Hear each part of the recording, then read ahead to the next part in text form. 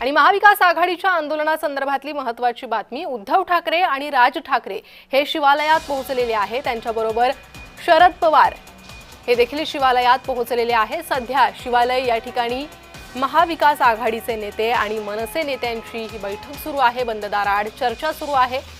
शरद पवार, अनिल देशमुख, राज ठाकरे, उद्धव ठाकरे, बाळा नांदगावकर, संदीप देशपांडे, आदित्य ठाकरे हे सध्या शिवालयात आहेत। पुन्हा जाणार आहे आमच्या प्रतिनिधी ज्योत्स्ना गंगणे यांच्याकडे। ज्योत्स्ना, अजूनही नेते येताच आहे, कधीपर्यंत निवडणूक आयोगाकडे हे सर्व नेते आणि हे शिष्टमंडळ निघतील असा अंदाज आहे?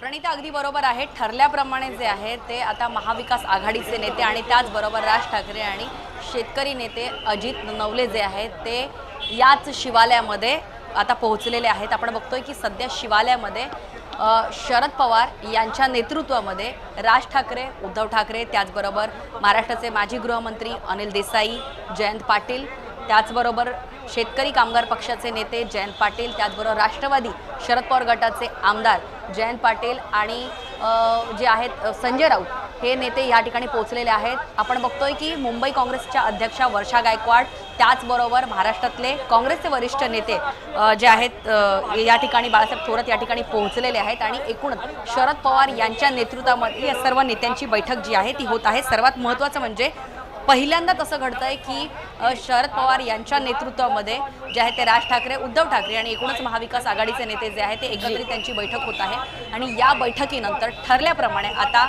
एकूणच महाविकास आघाडीचे नेते आणि त्याचबरोबर राज ठाकरे जे आहेत आणि शेतकरी कामगार पक्षाचे नेते अजित नवले जे आहेत। जी ज्योत्स्ना, आता सध्या शिवालयातून तुम्ही अपडेट देताय, मात्र